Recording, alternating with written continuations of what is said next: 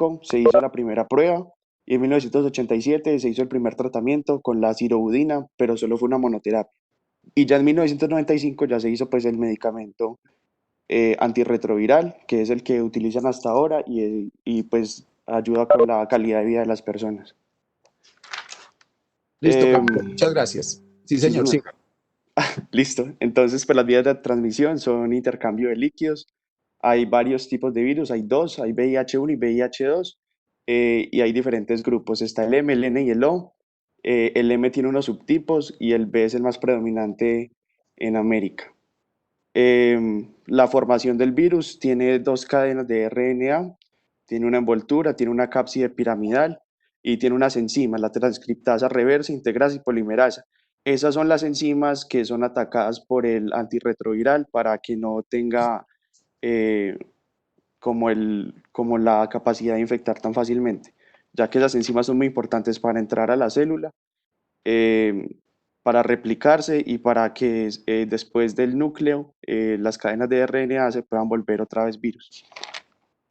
Afecta al linfocito CD4 y, y las pruebas de detección son más que todo ELISA y pruebas confirmatorias que son Western Blot, PCR cualitativa y PCR en tiempo real. ¿Listo, doctor? Listo, Camilo, muchas gracias. Hiciste un muy buen resumen en general digamos, como de la estructura del virus, de toda la parte más o menos de algo de tratamiento y también más o menos de la parte epidemiológica, que son los diferentes genotipos, grupos que hay del VIH. No sé si alguien más quiere participar. Sí, doctor. Pues yo acá tengo que tiene 9 genes y esos 9 genes codifican 15 proteínas virales maduras. Hay 3 que son principales, 3 reguladores y 3 accesorios. Entonces, digamos que entre los principales se encargan de la composición, estructura y función de la parte viral. Y de los reguladores se encargan de la replicación viral y hay uno en especial que es el NF que va de la respuesta inmune. Como ya había dicho el compañero, pues interfieren los linfocitos, más que todo linfocitos CD4, CD25 y el complejo de histocompatibilidad mayor. Eh, eh, en los principales se genera una proteína, que es la proteína 100, a ver, es una proteína que es la 120, pues según lo que yo entendí, ¿cierto? Y Sí, ella tranquila. genera otras dos glicoproteínas, y esas dos glicoproteínas son como las que se van a pegar a los receptores donde está la célula blanca. Entonces, supongamos, está la célula expresando el receptor CD4. Se pega el virus, bueno, después de que hizo todo el proceso pues de organizar la membrana para poderse fundir.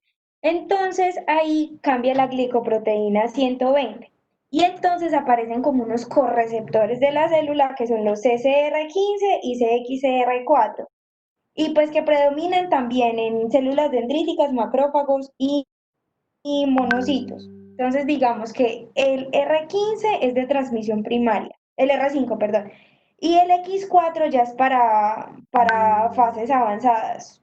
Y bueno, que la proteína número 24 es la que da la forma de la cápside, la 17 la envoltura y la 7 es la que se encarga del empaquetamiento de los ácidos nucleicos virales. Muy bien, sí, señora. A ver, vamos mirando varias cosas. Lo que dijiste está muy bien. Hay unas proteínas que son proteínas estructurales, que como su nombre lo indica, hacen parte de la estructura del virus. Entonces ahí hablabas tú, por ejemplo, de una de ellas, o una de ellas que son las glicoproteínas, que proceden de una gran glicoproteína grande que se llama la GP160, y esa glicoproteína se divide en dos, ya el virus dentro de la célula, y produce la GP120 y la GP41, que como tú decías, es la responsable de la unión al receptor CD4 y la GP41 a la unión del correceptor, que como tú lo decías, el CCR5 o el CXCR4, que son los correceptores, y esos dos correceptores van a ser muy importantes porque le van a dar al virus un tropismo más o monocítico o linfocítico. Discúlpeme en un segundo que tengo que, me está llamando la doctora Liliana del Laboratorio de Salud Pública. Qué pena con ustedes.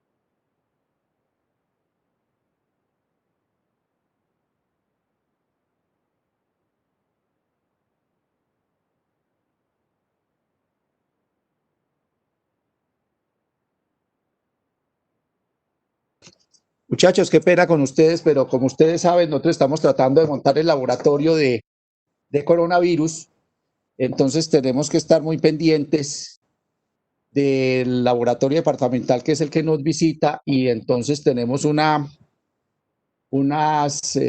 documentos que se llaman los estándares de calidad y ellos son los que nos revisan los estándares de calidad, entonces tenemos que estar muy a la vanguardia en eso ahí con ellos, entonces por eso pido disculpas porque me les demoré en la llamada. Bueno, entonces retomo, muchachos. Entonces sí, el virus, primero es un virus envuelto, eh, y eso es bien importante dentro de los virus. Recordemos por allá cuando estábamos en primero, que los virus envueltos tienen una ventaja y una desventaja.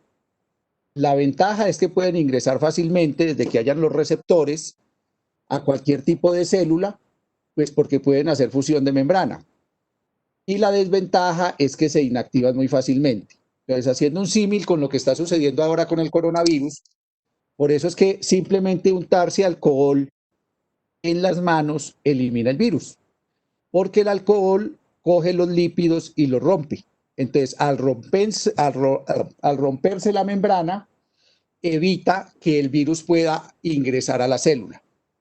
En el caso del coronavirus, en el VIH es más o menos la misma situación y algunos virus para evitarse en ese problema de, digamos, de ser inactivados, entonces, por ejemplo, utilizan un vector, como el caso, por ejemplo, del dengue, del chikungunya, del Zika. Todos son virus envueltos y eh, por ser virus envueltos, tenemos que, digamos que se les evita, se desinactivan, digámoslo así, o evitan la desinactivación porque están metidos en el vector y el vector lo ingresan directamente al cuerpo. En el caso particular del VIH, pues ustedes ya lo saben, las vías de transmisión es generalmente a través de un contacto íntimo y a través de una serie de células que ya vamos a ver, vamos a ver más adelante. Bueno, lo otro es que, como decía la compañera, entonces hay diferentes genes y los virus tienen una serie de genes que están asociados con la, la inhibición del sistema inmune. O sea, ellos están adaptados a través de los años y de los siglos para tratar de alterar el sistema inmune y para que no sean detectados. Por ejemplo, el coronavirus, vuelvo otra vez al ejemplo del coronavirus, es un virus que es muy grande porque tiene un genoma relativamente muy grande y tiene muchas proteínas que aún todavía no conocemos cómo hace para inhibir el sistema inmune, pero lo que sí sabemos es que es uno de los virus que produce una respuesta inmune muy tardía, a diferencia de otros virus. Y el VIH también tiene esa misma capacidad. El VIH, después de que genera una infección inicial, le toca, pueden pasar hasta un mes, de acuerdo al sitio de inoculación, sin producir respuesta de anticuerpos. Y a eso es lo que se le llama el periodo de ventana. Es que es el periodo de ventana, es un tiempo mediante el cual el virus está dentro del cuerpo, la persona es infecciosa, pero todavía no hay respuesta inmune. Y haciendo el símil con el coronavirus, si ustedes recuerdan,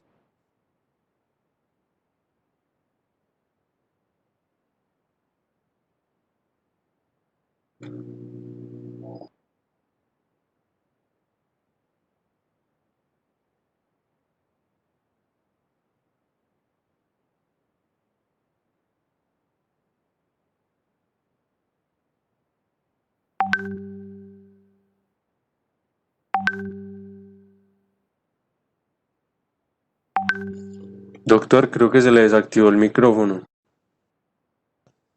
Ah, yo estaba hablando aquí solo. Qué pena con ustedes otra vez. Entonces, ¿en dónde me quedé? En el periodo de ventana, cuando está dentro del cuerpo y la persona se infecciona.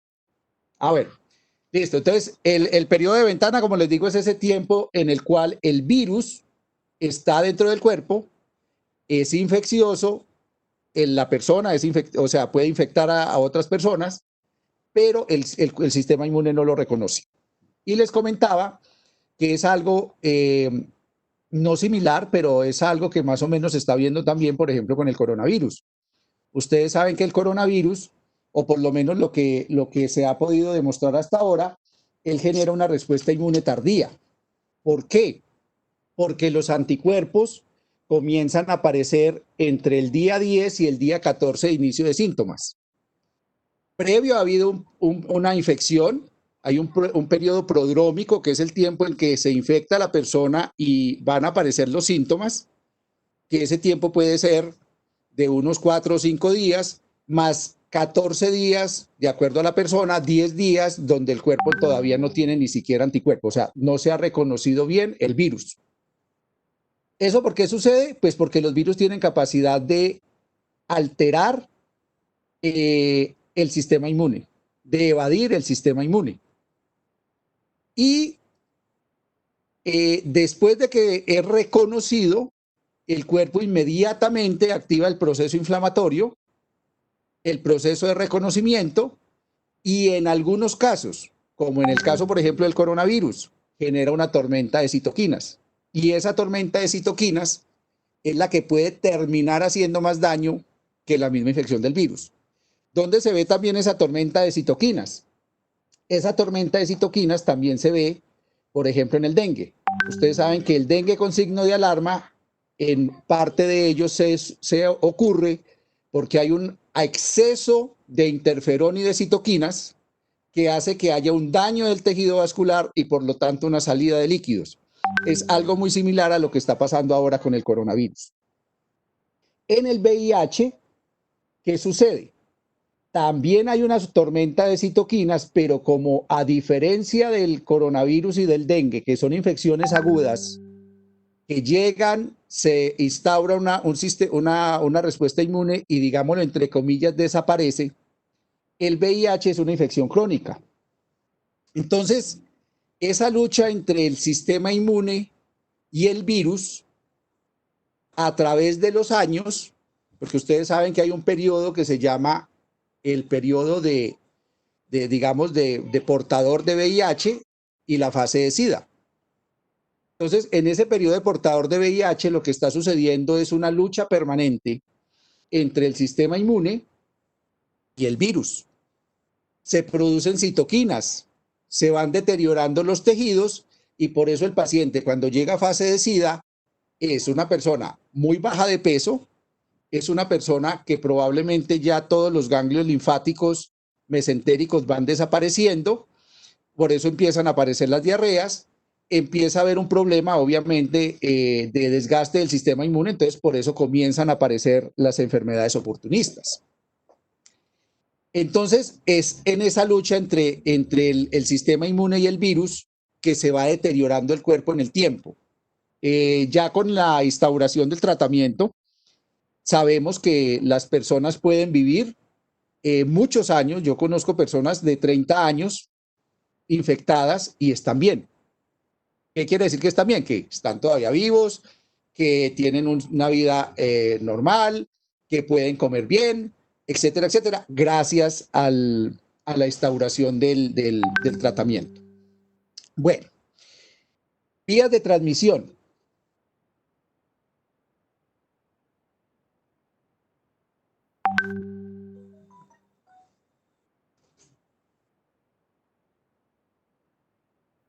¿Aló?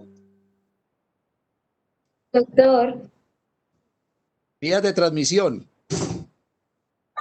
Bueno, doctor, en el caso del VIH, pues se transmite principalmente por relaciones sexuales o por compartir, sí, jeringas, pues usualmente por drogas intravenosas. Pues Y no todos también los existe, fluidos, según tengo entendido, no todos los fluidos permiten la transmisión. Por ejemplo, la saliva no, pero los fluidos sexuales sí. y también existe un método de transmisión que es vertical, que es de la madre al hijo, y pues también que eso depende de en qué semana se haya infectado la mamá y puede salir pues con la leche materna, entonces si en el niño es mucho más complicado tratarlo, pues ese es otro también vía de transmisión. Sí, señores, tienen toda la razón. Todo lo que tenga que ver con fluidos de origen sexual o de sangre, entonces ahí están los diferentes abanicos. Si usted tiene pues una relación sexual, obviamente están los fluidos, ya vamos a ver por qué, ahorita hay unas diapositivas bien interesantes de por qué una infección de transmisión sexual aumenta el riesgo de infección por el VIH. Entonces tenemos todo lo que son fluidos de origen sexual. Entonces la pregunta es, ¿pero por qué? ¿Por qué ese sí y no la saliva? ¿O por qué ese sí y no la orina? ¿Y por qué ese sí y no las lágrimas? ¿Ustedes qué creen? Doctor, yo pienso que son por las lisosimas y el pH de esos fluidos que no permiten que la envoltura se mantenga estable. Entonces el virus no se puede transmitir por ahí. Bueno, esa es una parte. Muy bien, ¿qué más? Doctor, pues alguna vez yo leí por allá que era porque estos fluidos no tenían la suficiente carga viral para poder que el VIH se instaurara en el cuerpo. Y la pregunta es, ¿por qué no hay suficiente carga viral? Muy bien, eso también es importante. O sea, aquí ya estamos hablando de dos cosas. Primero, hay unos fluidos corporales que tienen una serie de moléculas que podrían inhibir el virus, ¿cierto? Si ustedes me dicen, ¿han detectado VIH en saliva? La pregunta es sí. Si ustedes me dicen, ¿se ha detectado VIH en orina? También se puede detectar. Pero lo que decía el compañero es cierto. Las concentraciones del virus en esos fluidos es muy baja y recuerden ustedes que, a ver, hagamos un símil. El virus es como una lancha y la célula es como la isla de San Andrés. Para que esa lancha pueda llegar hasta la isla de San Andrés, si yo estoy aquí, yo soy el virus, estoy en el Quindío, tuve una relación sexual y tengo que llegar a San Andrés, y tengo que irme en lancha, pues tengo que pasar todo el Atlántico por allá para poder llegar. Así son las distancias entre los virus y las células. Y también hay barreras, porque es que eso no entra directamente, o sea, el virus no es el supervirus. Si no hay una ruptura de membranas, el virus no puede entrar. Si no hay una inflamación previa, probablemente el virus no puede entrar. Y lo más importante, si no hay células que reciban el virus, pues usted, entre comillas, podría tomarse toda la cantidad de virus que quiera, pero no hay infección, porque no hay célula. Entonces, esa es la razón de por qué las secreciones sexuales tienen mayor chance de transmitir la infección. Primero, porque tiene gran cantidad de células. Entonces, miremos, por ejemplo, eso lo vemos el semestre entrante, si Dios nos lo permite, cuando veamos el flujo vaginal. El flujo vaginal tiene anticuerpos, sí, claro, tiene IgAs. Puede tener lisosimas, sí, también puede tener lisosimas, pero el flujo vaginal tiene una gran cantidad de células, como linfocitos, como monocitos, como macrófagos, puede tener células natural killer, entonces es más fácil encontrar una célula que reciba el virus inicialmente. Ahora, como les decía, la mucosa si está sana, el virus no entraría, pero a través de la relación sexual se pueden generar pequeñas abrasiones de las mucosas y a través de esas abrasiones el virus puede llegar a unas células que son muy receptivas del virus, que son las células de Langerhans, que son las que se encuentran generalmente en piel y en las capas superficiales de la mucosa. Entonces, a partir de esas células es que se puede instaurar una infección. En las lágrimas, no, en las lágrimas usted no encuentra células. Imaginen otros llorando pus, eso sería muy horrible. En la saliva sí se encuentran muchas células, pero la saliva tiene un ecosistema muy adverso para los virus, porque no solo tenemos células, sino que también tenemos bacterias, lo que ustedes acaban de decir de las lisocimas, tenemos ferritina, tenemos inmunoglobulina A, tenemos moco, etcétera, etcétera. Entonces no es fácil que haya una transmisión a través de esas secreciones. Las inyecciones directas, pues claro, eso sí, todo lo que esté contaminado con sangre y usted se inyecte directamente en el cuerpo, pues esa es la vía mucho más fácil. Y una vía muy importante es la vía de madre a hijo. Gracias a Dios, lo digo porque yo trabajé casi 20 años con el programa de VIH en el departamento. Yo trabajaba en la clínica central y era el responsable de hacer las cargas virales en el laboratorio de la clínica central cuando era la clínica central vieja, antes de que la vendieran. Y por desgracia, ver niños recién nacidos con VIH, eso para mí, yo todavía no me repongo de eso. Y es una situación muy triste. Ya lo vamos a ver las estadísticas, porque pues usted ni siquiera ha nacido y ya se va a cargar una cruz tan grande como es el manejo del tratamiento y de la vida con VIH. Entonces, esa transmisión, claro, es una transmisión que se da, es una transmisión que, como decía el compañero, depende directamente de la concentración de la madre. Por eso es tan importante que a la mujer, la mujer embarazada se haga las pruebas. Usted me puede preguntar, ¿y si la mamá no quiere? Usted no la puede obligar, porque usted sabe que uno tiene el libre albedrío, pero usted como médico sí debe tratar en la medida de las posibilidades de hacerle entender a esa mamá que ese examen es necesario, porque si a ella la tratan a tiempo, el bebé va a nacer sin ningún problema. Eso ya está demostrado, los estudios lo han demostrado. Obviamente el tratamiento no se puede instaurar dentro de los 3 primeros meses, no se puede instaurar porque como hablaba el primer compañero, si no mal no recuerdo era Camilo, hay muchas moléculas que son inhibidores de proteasas y algunos inhibidores de retrotranscriptasas que pueden ser tóxicos y teratogénicos. Entonces, por eso en el primer trimestre no se puede dar el tratamiento, pero después del segundo trimestre sí se puede instaurar el tratamiento y es un tratamiento que si baja la carga viral, el bebé no va a tener ningún problema. Y además, entonces, para que no haya de pronto contaminación en el momento del nacimiento, entonces a la madre se le hace cesárea para que el niño entre en menor contacto con secreciones que puedan estar contaminadas. Entonces, se puede hacer cesárea y otra forma de transmisión es a través de la leche materna. Entonces, a las mamás con VIH, la EPS les tiene que dar la leche de reemplazo. Los niños de mamás con VIH no se les debe amamantar. No se les debe amamantar, no porque la leche tenga mucho virus, sino porque recuerden que cuando el niño succiona, daña el pezón, altera el pezón y el niño puede succionar además sangre. Y es ahí donde se puede dar la transmisión mayor entre el bebé y la mamá. Entonces, eso es muy importante. Yo los invito a que por favor lean las guías.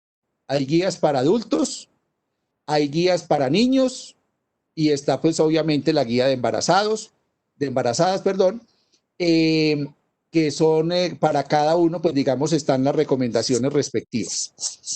Bueno, ¿qué han leído sobre la historia natural del virus? ¿Qué saben? ¿Cómo es eso? Pues, ¿Cómo ocurre? pues doctor, o sea, de la historia natural, o sea, cómo se creó, cómo ocurrió. No, la historia natural es después de que usted esté infectado, ¿qué pasa en ese paciente El si curso tuviera de la tratamiento? enfermedad. Sí. Bueno, entonces Pues primero, yo lo que sí, sigue. Carol, bien pueda. Bueno. Pues, o sea, supongamos el paciente se infecta, ¿cierto? Los primeros, pues digamos que según la ventana inmunológica que tenga, pues no va a presentar ningún tipo de síntomas. Después aparecen muchas adenopatías que no se saben de dónde vienen y pues van al médico y dicen, tengo fiebre, tengo malestar general, o de las adenopatías, le mandan un examen de sangre y entonces cuando miran el hemograma, lo que sería la serie blanca está disminuida. Pues aparte de que comienzan a tener, como ya había dicho el compañero, por ejemplo, neumonías, una gripa los totea, o sea, muchas enfermedades concomitantes y muchas enfermedades oportunistas. Y ya no sé qué otras cosas. Pues yo sí llegué a escuchar de un caso que hay personas que van perdiendo ya miembros del cuerpo cuando no son tratados, pero no sé qué tan cierto es. ¿Quién más quiere colaborar? Yo, doctor, entonces al Bien pueda, principio Camilo. hay una infección primaria donde la carga viral es muy alta, y entonces pues en ese momento se empiezan a sentir unos síntomas eh, normal de todos los virus en fase aguda. Luego hay un síndrome de infección pues en VIH agudo y luego se da un periodo de latencia clínica que ese sí dura entre 8 a 10 años, eh, no se puede, que se puede detectar, pero la persona no tiene ningún síntoma y después ya se empieza pues a desarrollar eh, ya el SIDA como tal. La fase de SIDA. Bueno, Ujú. mire, muy bien. No sé si hay alguien más que quiera participar. Doctor, Sí, señor. pues yo también quería aportar una parte que, pues es una, como usted dijo, es una enfermedad que se divide en una parte, en una fase aguda y en la fase crónica, y que pues en un principio se puede confundir como una gripe, pues porque los síntomas sean como de los, hasta el mes que usted dijo, como entre las 2 y 6 semanas, y esos síntomas pues desaparecen rápidamente, entonces mucha gente no suele consultar. Y entonces se les hace el diagnóstico mucho después, más o menos en unos 3 años, cuando la persona empieza como pues su sistema inmune ya pierde como esa batalla contra el virus y ya no hay un equilibrio, que es cuando uno no tiene síntomas, en ese momento está asintomático, y pues ya se empieza a generar el proceso del SIDA si no se tiene el tratamiento como a los 5 o a los 10 años. Y pues la carga viral es lo que más se debe identificar en el paciente agudo, y en el crónico ya se busca más los anticuerpos por el tiempo de exposición que ya se tiene. Listo, Miguel, muchas gracias. Sí, señor. Entonces, vea, muchachos, eh, cuando hay una infección, de acuerdo a la entrada del virus, el sitio de entrada, el periodo de ventana puede ser más alto, más largo o más pequeño. Entonces, por ejemplo, pongamos el primer ejemplo. Una persona que se infectó porque utiliza drogas intravenosas. Esa persona tiene un periodo de ventana mucho más corto porque es que el virus entró directamente a la sangre. ¿Y en la sangre qué encuentra? Pues linfocitos T-Knife, o sea, linfocitos T que no han entrado en contacto con ningún virus, que son los más susceptibles, y fuera de eso encuentra muchos monocitos, que son células que todavía no han entrado en contacto con el virus.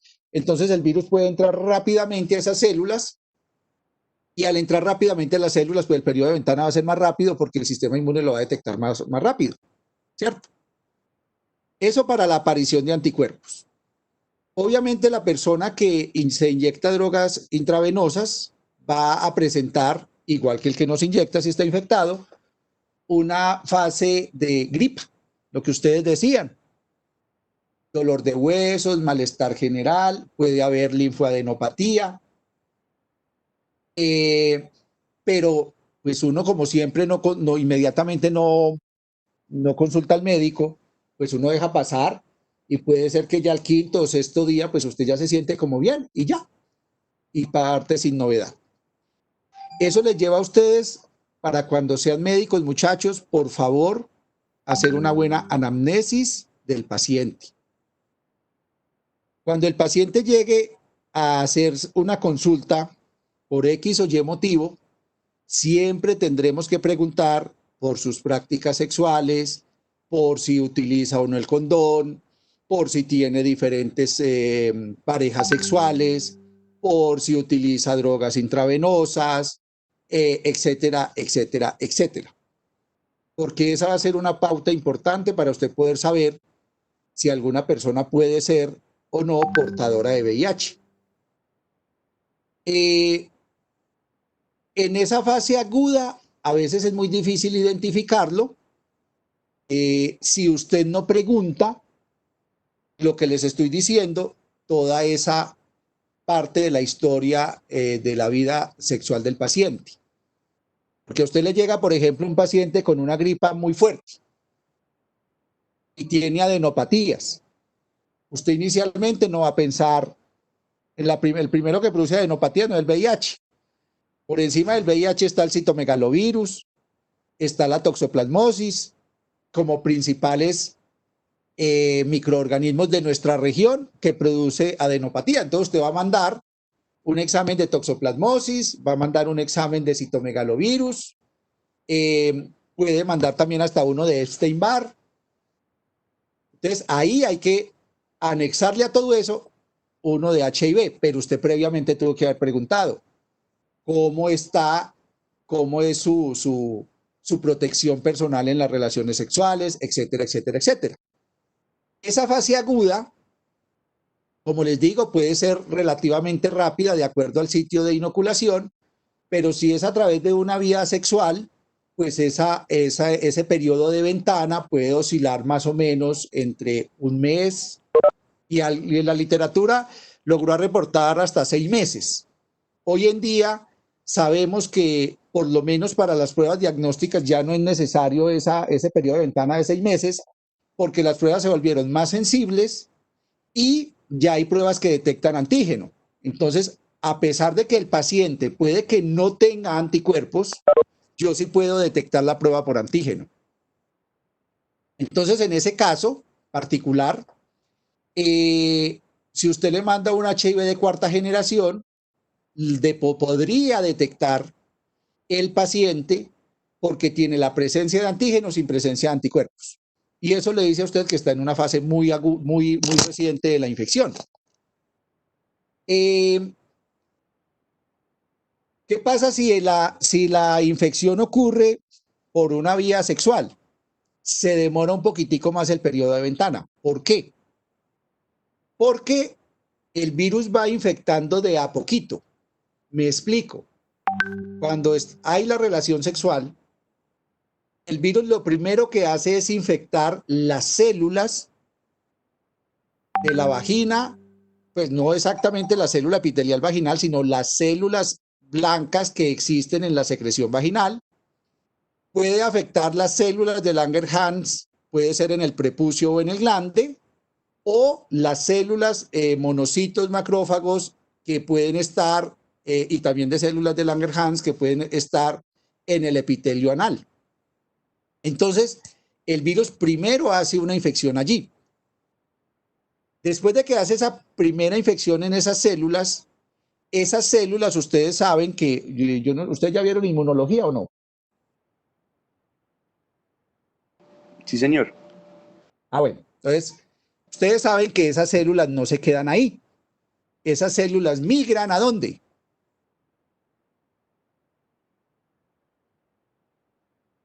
A los ganglios linfáticos. A los ganglios linfáticos. Entonces, ¿por qué hay adenopatía? Ya entendemos por qué hay adenopatía. Porque el virus está haciendo una infección en un sitio específico, pero después por vía linfática llega a los diferentes ganglios linfáticos. ¿A qué ganglio linfático va a llegar inicialmente? Pues al ganglio linfático más cercano, que generalmente es los que se encuentran en la ingle. Allí hacen una segunda fase de infección ya en el ganglio, y como hay muchas células inmunes nativas que todavía no están activas, entonces el virus se replica rápidamente y hace una explosión viral. Y esa explosión viral por vía linfática después va a regarse por todo el cuerpo. Y es ahí donde ya comienza la presencia de los síntomas.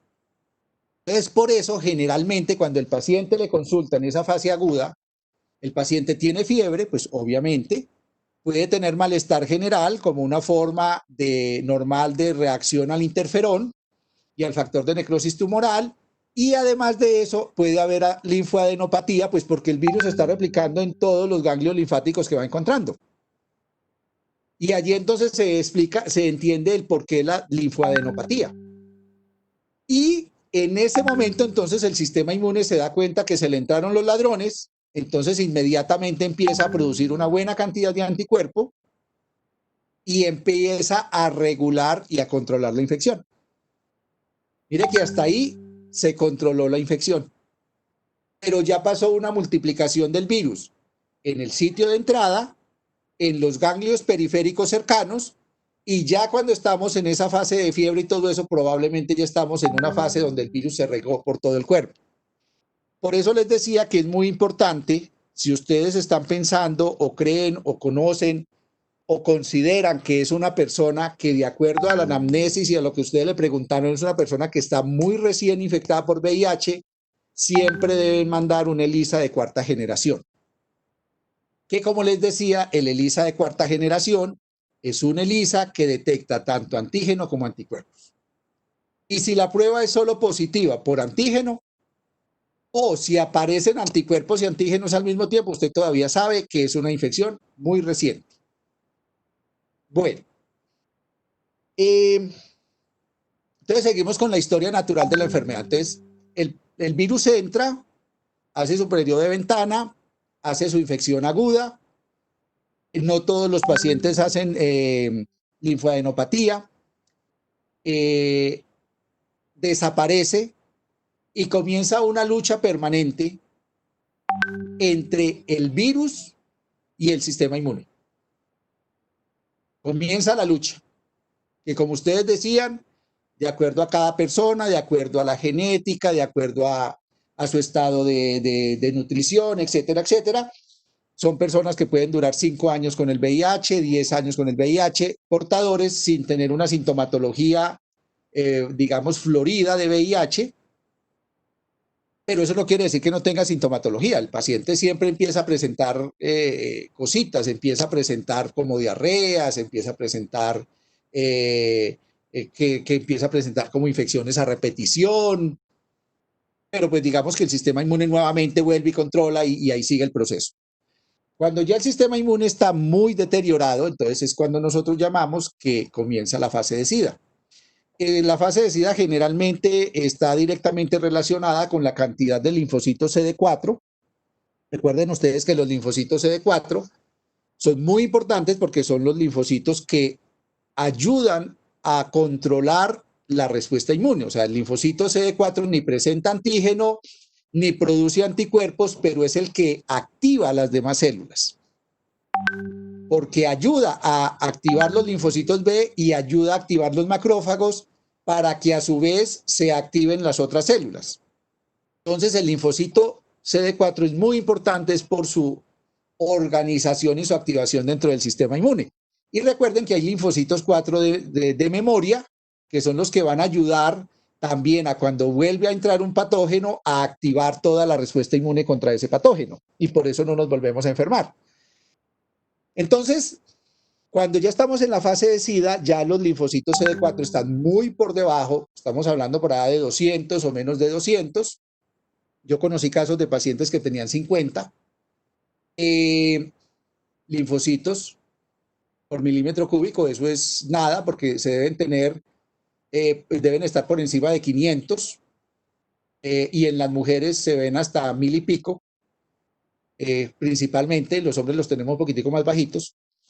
Entonces, ya el sistema inmune está muy deteriorado, pero no solo es la disminución de los linfocitos, sino que eso va a su vez acorde con un daño a nivel de los ganglios linfáticos. O sea, los ganglios linfáticos empiezan a hipertrofiarse.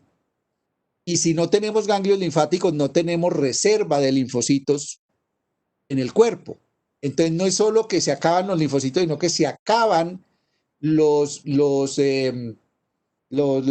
batallones de las células. Entonces, por eso es que los pacientes ya comienzan con diarreas y comienzan con enfermedades que llamamos nosotros enfermedades, ¿qué?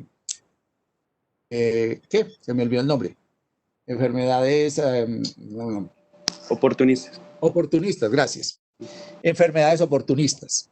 Entonces, por eso empiezan a aparecer enfermedades como lo decían ahora, Pneumocystis carini, empieza a aparecer la persona con Muguet y con infecciones a repetición por cándida, empiezan a aparecer el Cryptosporidium como productor de diarrea, bueno, etcétera, etcétera, etcétera, aunque ese Cryptosporidium ya se ha vuelto más aletosito y ya está produciendo diarrea en inmunocompetentes también.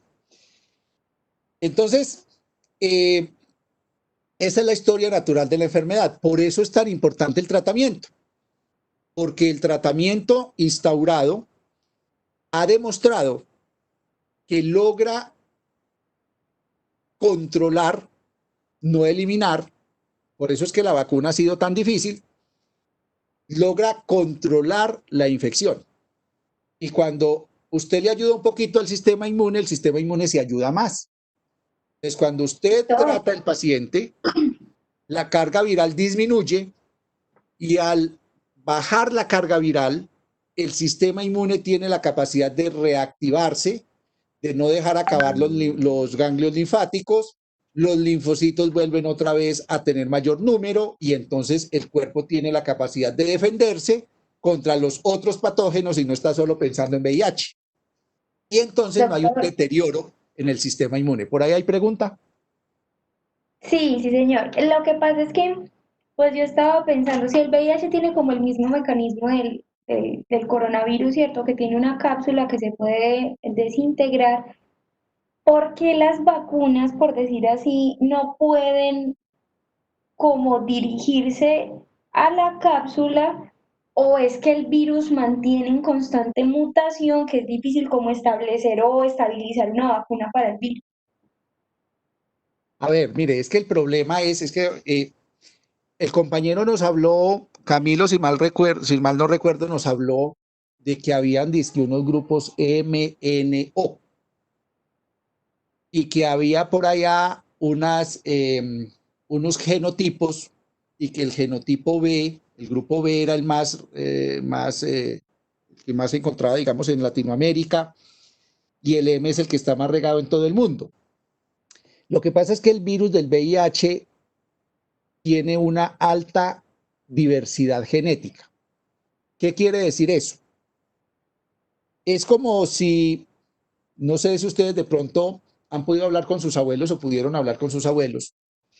Hace varios años, los abuelos tenían 18 y 20 hijos, ¿cierto? Tener 20 hijos quiere decir que cada uno es un hijo, pertenece a la misma familia, pero todos son diferentes. Al VIH le pasa exactamente igual. El VIH dentro del cuerpo de una persona no es un único virus con una única información genética, sino que es una mezcla de virus que tienen pequeñas variaciones en su genoma.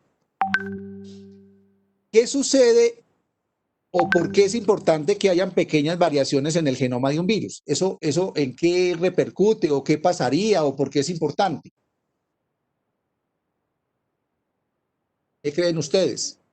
Por los anticuerpos que no son capaces de pegarse a la membrana y no son capaces de opsonizarlo y de atacarlo y romperlo. Eso, ¿y por qué un anticuerpo no es capaz de opsonizarlo? ¿Por qué? Porque en el momento de la transcripción a la proteína, por ejemplo, la espiga que tienen los virus, pues todas van a ser distintas. Exactamente, muy bien. Resulta que esas variaciones genéticas generan variación en la proteína, que puede ser la proteína de envoltura, que puede ser la proteína de la cápside, que puede ser la proteína de la matriz, que puede ser la proteína que usted quiera del virus. Entonces, resulta que como un paciente no tiene un único virus, sino un virus que lo llamamos VIH, que tiene no 20 hijos, sino que tiene millones de virus que pueden ser diferentes. No pongamos millones, pongamos cientos de virus diferentes. Entonces, por eso es que el sistema inmune se desgasta, porque él tiene que producir un anticuerpo para que varíe un poquitico la proteína de envoltura. y tengo que producir otro anticuerpo para este que produjo una proteína de matriz diferente. Y tengo que producir otro anticuerpo para uno que produjo una proteína de envoltura y matriz diferente a los otros dos. Entonces, el cuerpo está lleno de virus pequeñitos que no necesariamente los anticuerpos le sirven para controlarlo, porque si los anticuerpos fueran capaces de controlarlo inmediatamente, pues desaparecía la infección. Entonces, ahora sí entienden por qué la vacuna es tan difícil. Porque es que si yo hago una vacuna, yo puedo hacer una vacuna para un tipo de virus o para algunos tipos de virus, pero como el virus no se queda quieto y sigue evolucionando, sigue mutando, pues esa vacuna se va a quedar corta, porque por ahí a los 2 o 3 meses ya no hay esos virus en el cuerpo y hay otros. Entonces esa vacuna no le sirvió para nada. ¿Por qué? Porque usted se vacunó, le dio una seguridad falsa de que usted ya no le da VIH, se pone como loco a no tener una vida sexual adecuada y entonces se infecta con el virus que no protegía la vacuna. Entonces, por eso es que la vacuna ha sido tan difícil, porque tenemos cuasi especies de virus con proteínas mutadas en 1, 2, 3 aminoácidos y eso hace que se escapen a los anticuerpos y a la respuesta inmune y por eso siempre tenemos carga viral en el paciente. Es más, es por eso que hay resistencia al tratamiento. ¿Por qué hay resistencia al tratamiento? Porque el virus fue capaz de mutar, por ejemplo, la polimerasa, la retotranscriptasa, perdón, y entonces ya ese medicamento no le funciona a esa retotranscriptasa que mutó el virus. Entonces el virus se vuelve resistente, entonces ya el tratamiento no le funciona y empiezan a subir las cargas virales. Lo mismo cuando se utilizan integrasas. El virus muta la integrasa y entonces ya el tratamiento no le sirve para inhibir la integrasa y vuelven y suben las cargas virales. Esa es la lucha permanente que tenemos con los virus. Y como el virus del VIH, vuelvo y les digo, se vuelve crónico, porque es que todavía no hemos hablado un poquito de por qué el virus se vuelve crónico. Una de las partes que estamos hablando de por qué se vuelve crónico es esta, la mutación, pero ¿cuál otra sería una causa para que un virus se vuelva crónico? Que se quede dentro de las células y no sea capaz de detectarlo el sistema inmune, como el toxoplasma Pues como se integra en el ADN es muy difícil pues ya que se retire del sistema porque mientras la célula se sigue dividiendo va a seguirse reproduciendo. Muy bien.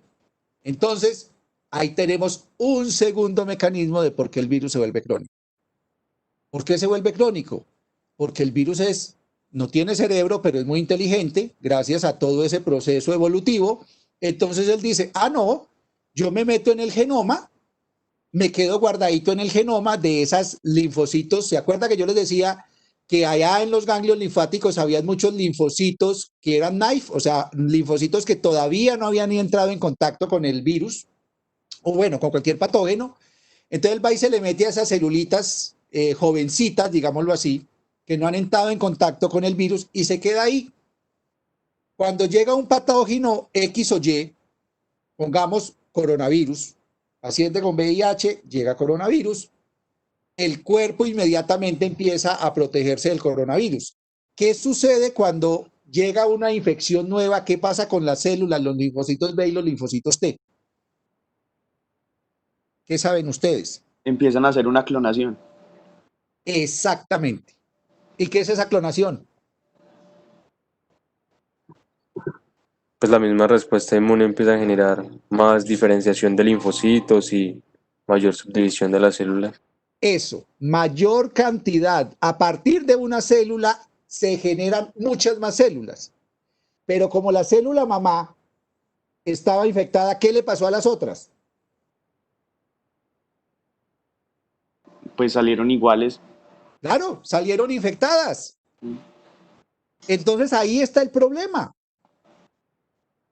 La célula mamá, que era una célula knife, que estaba en un ganglio linfático, que nunca había entrado en contacto con un antígeno, se infectó con el virus del VIH, el VIH quedó en forma de provirus o se quedó metido en el genoma, no está produciendo partículas virales.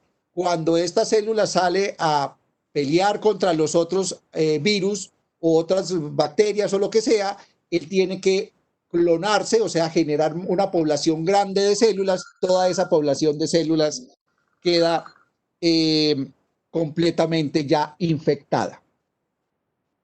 Entonces, esa célula quiere luchar y trabajar por el bien de la patria, pero como ya está enferma, lo que va a hacer es activar el virus, se activa inmediatamente, la célula muere más rápidamente y entonces aparece mayor cantidad de carga viral.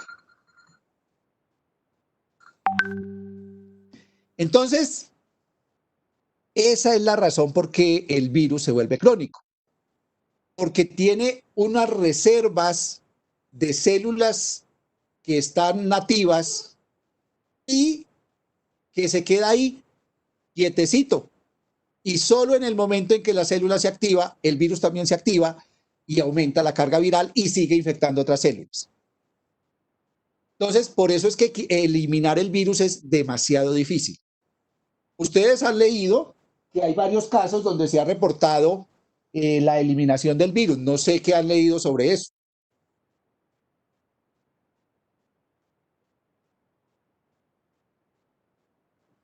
Doctor, pues yo pues tengo una pregunta con referencia al tratamiento, pues más no en sí lo que está preguntando. Bien, pues Si hágale. si uno mantiene esa carga viral baja, o sea, ¿hasta qué nivel uno puede mantener? Digamos que el tratamiento está de acuerdo, o sea, en el mejor de los casos, el tratamiento pues va de acorde y la carga viral es mínima. El recambio normal de las células inmunológicas no debería permitir en un futuro o a largo plazo que el virus pudiera eliminarse del cuerpo. No, señor, porque es que el problema es que cuando él hace la infección inicial, recuerden que va es por vía linfática. Entonces, gran parte del sistema linfático del cuerpo está infectado. La única posibilidad de que eso sucediera es que hubieran órganos linfoides que no quedaran infectados y que a partir de eso se pudiera regenerar el sistema inmune. Pero por lo menos hasta ahora y con lo que se conoce, no parece que sea posible. Ahora, el único reservorio del virus no son los ganglios linfáticos. Todo donde haya monocitos y todo donde haya linfocitos de memoria, allá va a estar el VIH. Entonces recuerden, ustedes sí han leído que, por ejemplo, puede haber demencia por VIH. Porque hay demencia por VIH, no porque infecte la neurona, sino porque infecta la microglía. Entonces, también tenemos reserva. Y si tenemos células de memoria, que son las células que más duran en el tiempo, esas células de memoria están infectadas, entonces también van a ser productoras de VIH. Y recuerden ustedes, por ejemplo, las células de Kupffer, que son los monocitos activos en los órganos que pueden durar años. También si están infectados, pues ahí tenemos reservorio. Entonces, por eso es que eliminar el virus es tan difícil. ¿A quiénes se les ha eliminado el virus? Se han reportado, me parece que son como 3 casos, aunque parece que uno está como ya dudoso porque parece que ya volvió otra vez a reactivarse. El primer caso fue un paciente que tenía VIH, le dio leucemia, le hicieron, pues obviamente todas las quimioterapias, las radioterapias, le quemaron toda la médula ósea que tenía y le hicieron trasplante de médula ósea. Parece ser que ese paciente fue uno de los primeros reportados, eso fue como en el 2000, ¿qué sería? 2014. Fue uno de los primeros reportados que parece ser que eliminaron el virus, pero claro, pues cómo no iba a eliminar el virus y casi le acabaron con todo. Ahora, no se sabe si quedaron reservorios, como le estoy diciendo, a nivel del sistema nervioso central o en otros órganos, pero parece ser que hasta ahora el virus no ha vuelto a tener carga viral. El segundo caso fue de un niño, si mal no estoy, es un niño que también le parece que le iniciaron el tratamiento muy rápidamente y pareciera ser que lograron evitar que hubiera mucha infección a nivel de todo el sistema inmune, pero parece ser, si yo mal no recuerdo, parece que el niño ya había vuelto a reportar carga viral. O sea que ese realmente no se eliminó por completo. Y el tercer caso fue otro paciente con VIH que le hicieron lo mismo al anterior, que le acabaron con la médula ósea, que le hicieron radioterapias, quimioterapias y hasta el berraco, pero, ojo, pero le pusieron una médula ósea con una mutación, ahí ya hubo una manipulación de la médula ósea, para poner células con una mutación al correceptor, que se sabe que eso da inmunidad natural. Entonces, ese paciente sí parece ser que fue, además de que le cambiaron la médula ósea, esas células de él tienen los linfocitos CD4, tienen mutado el correceptor, por lo tanto el virus no puede entrar y parece ser que hasta ahora es el único que ha tenido una remisión total del VIH. Entonces, ese es el problema con el VIH. Por ejemplo, esos avances de cambiar la médula ósea y todo eso, excelentes, pero imagínese usted que son más o menos 35 millones de personas infectadas en el mundo por VIH. 35 millones de personas no van a poder acceder a ese tratamiento. Además, el tratamiento es más peligroso que la misma enfermedad, porque si a usted le acaban con la médula ósea, pues si usted no le tiene mucho cuidado y si usted está de buenas y recibe una médula ósea compatible, que a pesar de que sea una médula ósea compatible no quiere decir que no tenga que tener tratamientos y medicamentos para toda la vida, lo que van a hacer es matar mucha gente porque eso es, el tratamiento es demasiado agresivo. Pero entonces, en términos generales, quiero, muchachos, que entiendan que por eso es que conseguir una vacuna y por eso es que eliminar el virus es muy difícil. ¿Qué nos queda? Un tratamiento de por vida, porque el paciente con VIH tendrá que tratarse de por vida, claro que también. Hay casos, se han descrito algunos casos en los cuales hay algunos genotipos que son menos agresivos. ¿Qué quiere decir que un virus es menos agresivo? Que tiene menor capacidad de replicación y son personas que casi el mismo sistema inmune es capaz de controlar la infección. Y entonces son personas que tienen VIH y que la carga viral siempre es baja, entonces son pacientes que no toman medicamentos, pero parece ser que ahí ya hay una diferencia en los genomas de los virus que infectaron. O sea, hay unos virus más agresivos, unos genomas más agresivos y unos genomas menos agresivos. Pero eso no es la mayoría, además.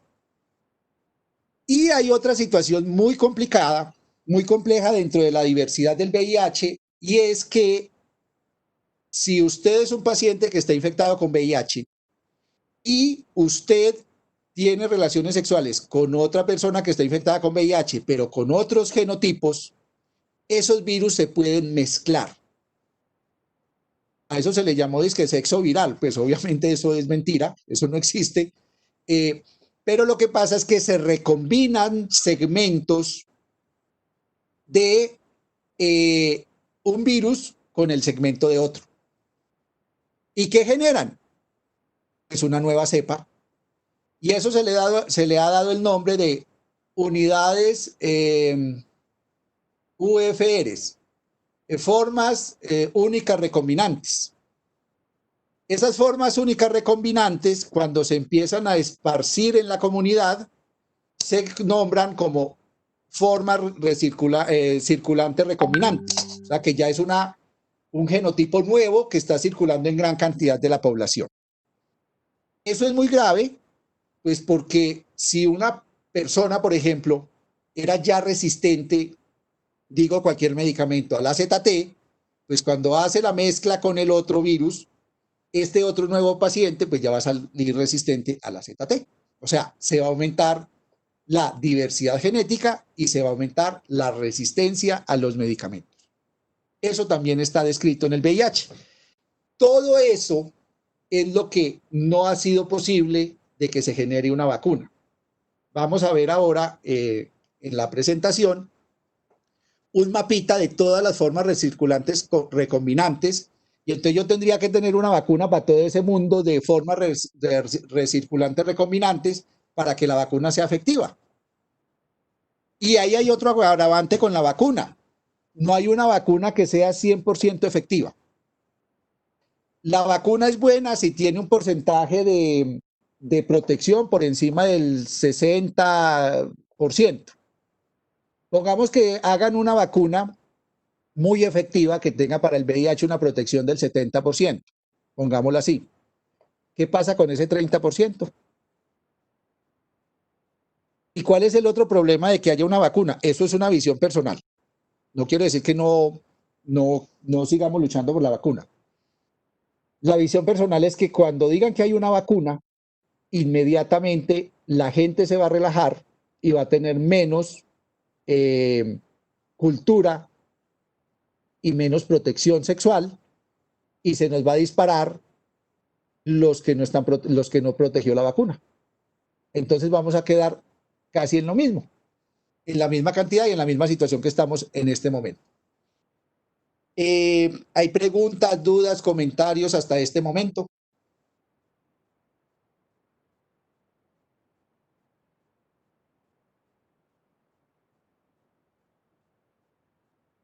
Ese silencio me dice que probablemente no. Hola. No, doctor. No, doctor. Está claro.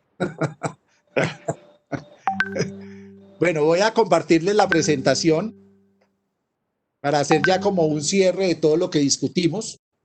Y la semana entrante, el miércoles, si Dios nos da vida, hablamos solo de diagnóstico.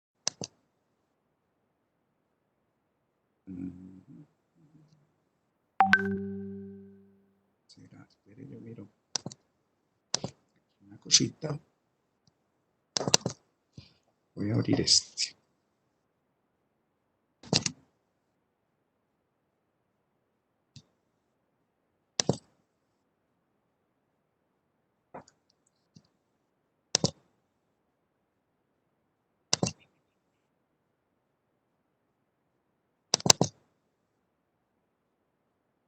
Por favor, me informan si ven la presentación. Sí, doctor. Listo, muchachos. Entonces vamos a hacer una presentación corta sobre VIH. Uno de los compañeritos nos dio una breve historia y a mí sí me parece que es muy importante la historia para saber pues cómo se ha desarrollado el proceso de VIH. Como decía el compañerito, para en la década del 80 se reportan los primeros casos en adultos jóvenes americanos homosexuales y en el 82 aparecen los primeros casos de las personas que recibían hemoderivados. Recuerden ustedes que eso generó un estigma, claro que ustedes, muchos de ustedes yo creo que no habían nacido, a mí sí me tocó esa época, generó un estigma muy grande en las personas porque primero pues se pensaba que era una enfermedad solo de homosexuales, eso era lo primero, y lo segundo, como no se sabía y se tenía tanto miedo, hago el símil a lo que está sucediendo ahora con el coronavirus, pero pues esto fue mucho más grave, entonces las personas generalmente morían solas, sin familia, aisladas, y generalmente morían en los hospitales o morían en las casas escondidos. Y cuando no había tratamiento, pues era una situación muy horrible. Realmente las personas morían muy indignamente, muy mal. Y casos conocí muchos yo sobre esa parte. Digamos que como sociedad sí dejó mucho que desear en ese momento y bueno, gracias a Dios eso ha ido, digamos, mejorando y ahora estamos pues mucho mejor. En 1982 se le propone el nombre de síndrome de inmunodeficiencia adquirida. Inicialmente al virus se le dio el nombre de HTLV3 porque, como decía el compañero, está dentro de la familia de los lentivirus. A mí me gustaría que alguna vez de pronto sacaran el virus de allá. Inicialmente cuando se conoció el VIH, se pensaba que el VIH era un lentivirus porque las personas pasaban muchos años enfermas sin tener sintomatología. Y entonces se pensó que era similar al HTLV3, que es también un retrovirus, son primitos hermanos, que ellos sí se demoran muchos años en producir la enfermedad. Hoy en día sabemos que eso no es cierto. Hoy en día sabemos que una persona diariamente puede estar produciendo del orden de 1 millón de virus diarios. Entonces, pues de lento no tiene nada. Pero bueno, eso pues ya es una también visión personal. En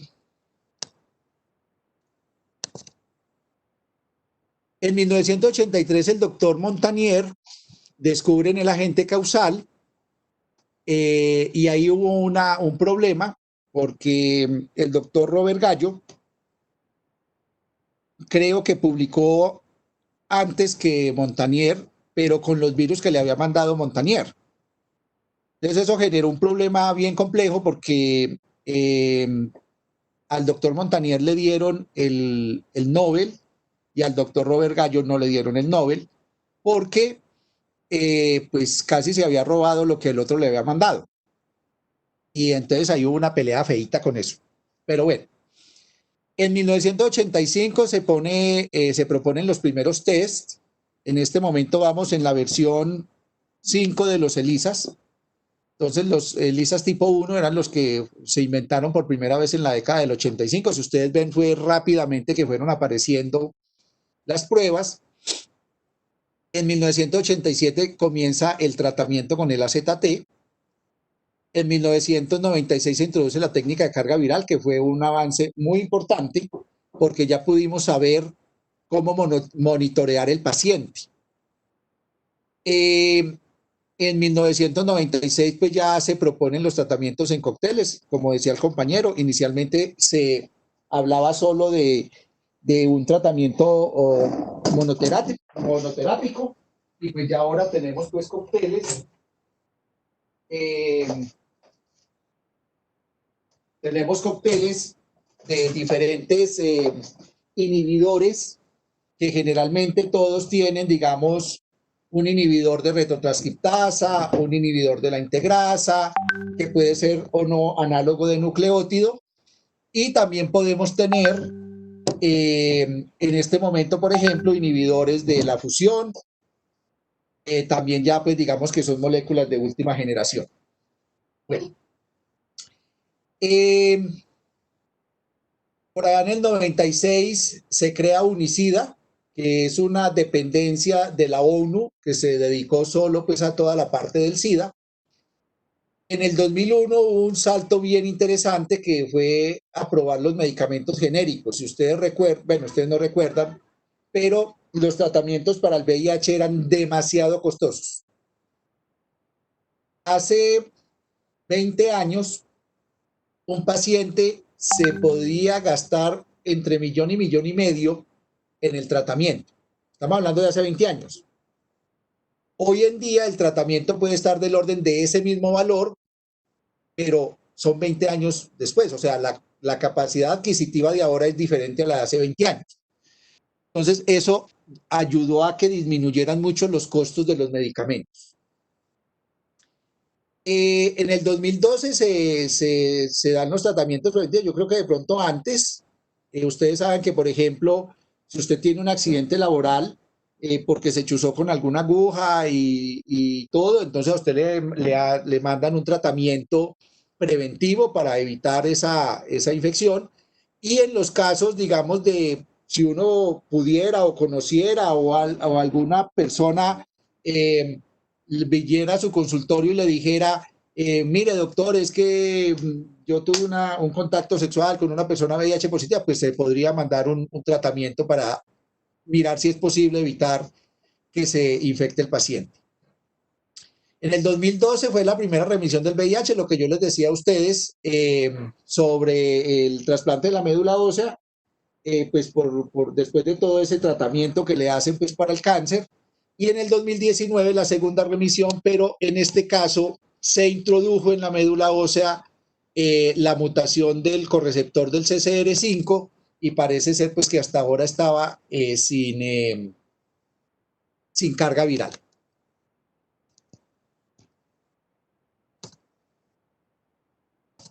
¿Y esto qué pasó?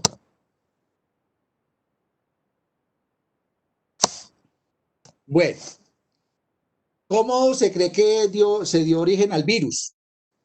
Entonces tenemos varias teorías. La conspirativa, que pues es decir que hicieron el virus en un laboratorio y que lo crearon. Para la época donde apareció el virus nosotros no teníamos esa capacidad. Después yo realmente esa teoría no la considero. Hoy en día sí es posible. Y miren que ustedes saben que esto del coronavirus, pues también hay una teoría allí respecto a que fue un virus que lo mutaron en el laboratorio y que por error lo dejaron salir. Digamos que para mí eso ya no sería no sería algo que no puede ser ahora. O sea, hoy en día sí se puede suceder eso. Hoy en día tenemos todas las herramientas para modificar los virus, para transformarlos, y si usted no tiene una buena bioseguridad, pues claro, se le salen los virus del laboratorio. La teoría de la aguja contaminada es una teoría que digamos que puede estar, digamos, corroborando el por qué el virus en los últimos 30 o 40 años fue donde más se repartió por todo el mundo. Entonces, por allá en la década del 50 se hizo la vacuna de la polio y esas vacunas se hacían en el virus de la polio, lo replicaban en el virus en las células Vero, de riñón de mono verde. Entonces, pues hay una teoría que dice que cuando empezaron a vacunar con esa vacuna, se contaminó con VIH y eso ayudó a que se repartiera la infección por el mundo. Es una teoría. Y la teoría del cazador, que es como la teoría más, digamos, más sustentada científicamente con estas evidencias. Ustedes saben que, como decía uno de los compañeros, está el VIH-1 y el VIH-2. El VIH-2 está más confinado hacia el área del África y el VIH-1 es el que está más, digamos, en todo el mundo. Y resulta que cuando se comparan los genomas de los virus del simio y de los gorilas,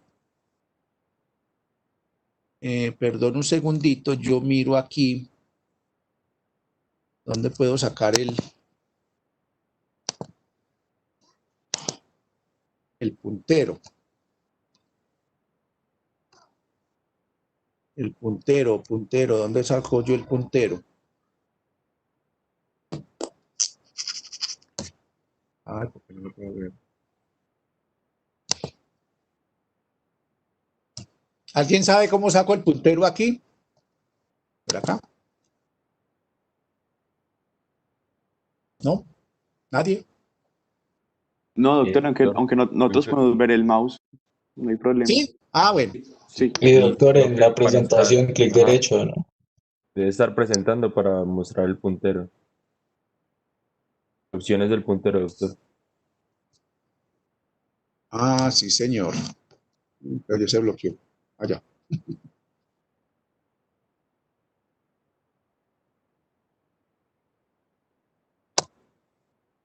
Bueno, entonces resulta que esto es un árbol filogenético.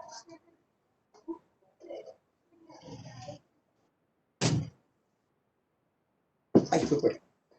El árbol filogenético de la comparación entre los genomas del simio, del gorila, con los genomas del VIH-1, del grupo M, del grupo N y del grupo O.